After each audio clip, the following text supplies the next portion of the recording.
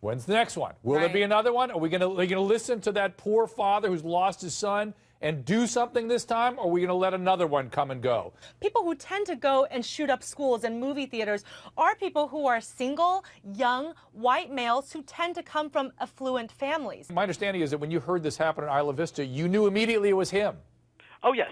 Yes, I knew immediately it was him. He's someone who felt incredibly entitled. He thought that he was entitled to women, that he was entitled to wealth, and that he deserved it, and that he felt that there was an injustice, and he was going to go out and get that justice. Are there things that other people could do or see that you saw now in retrospect, reading his social media, that would alert other people to, hey, this is something real, pay attention? Is there something that stands out for you? I mean, not one picture or status in particular, but overall, yeah, all of his statuses, you know, like most people are posting what they're doing on the weekend or who they're out and about with or pictures of what they're eating. But none of that. It was always bad. It was always this person let him down.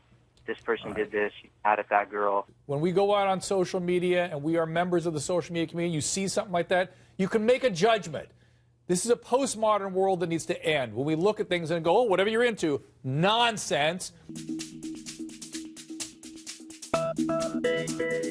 There were people really trying to get people in his life to change something or to stop this awful tragedy from happening. And even then, these people are in the house. They're looking at him in his face. They're talking to him. And he's, oh, I can trick them too. He grew up in this environment with Hollywood fame. His father was in an industry where all these external things, money, cars, women, everything made you popular, and that's what he needed. So I also tend to wonder what kind of values were instilled in him to think that these were the things he needed to have. He had a disconnect. He had emptiness. He was trying to solve a problem that he couldn't solve. And the things our society offered him was everything toxic, everything that works against actually filling and feeling good about oneself. We need other people. We need intimacy with other people to be happy, to feel good about ourselves. And this kid couldn't understand he had a deficit there, and instead went to the lottery. He was preoccupied with winning millions of dollars. He went to The Secret, the power of positive thinking,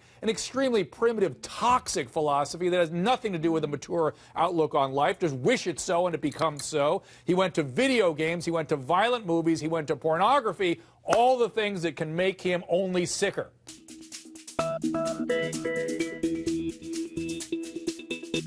Every member of my Behavior Bureau standing by, listening to our discussion. All 5 will be with us throughout the show. You will be able to get information about this tragedy. We are going to make sense of it in a way that you will not hear anywhere else. And I promise you, I will give you my thoughts as well. This kid is in misery. He is suffering. He's not getting what he needs. Why not? That's the big question here. Why didn't somebody step in and give this kid what he needed? It's if you look past the outrageous statements, the delusions, it's a sad story.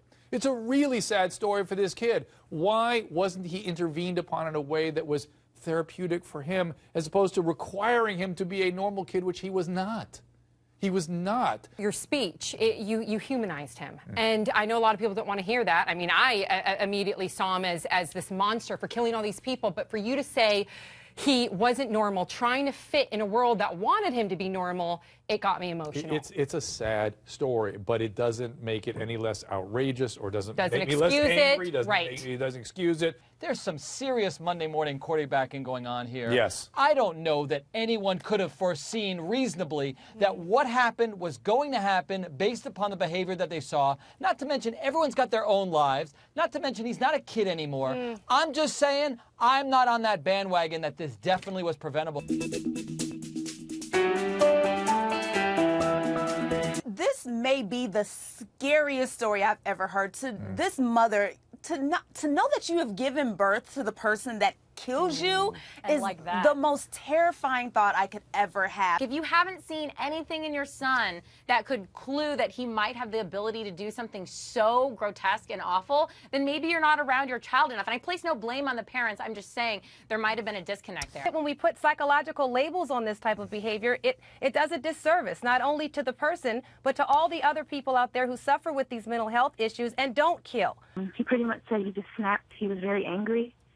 and he doesn't remember it. I think there are really sort of two big possibilities here. You tell me if you agree with me or not. One is that this is psychopathy. It was burgeoning for a long time. People just missed it. And that's a possibility. I mean, the way he did it in such a premeditated way, the way he thinks of it as something stupid rather than horrifying.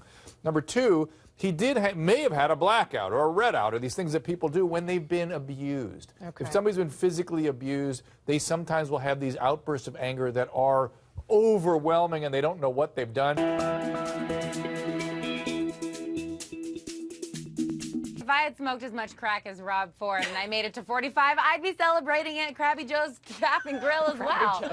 If his doctors in his treatment center thought that it would be okay for him for 1 hour to go out to this restaurant/bar with his family to celebrate his birthday, who are we to get on him? He's in treatment. Maybe it was someone didn't educate him about it being a bad idea. Maybe he won't do it again. Maybe he's in outpatient treatment and he's sort of moving along freely in society right now and sort of overstepped the boundary and thought he was going to test himself. I've had patients do that. People could criticize me that my patients have done that in the past. But we try, usually it's the patients that do it, by the way. They insist upon it and it's a bad idea. I hope he recognizes it's a bad idea because you eventually, it's your disease talking to you when you say you have to go test yourself, because you're out of control. And if you accept powerlessness, you're going to understand that eventually in that environment there will be a problem or some other environment.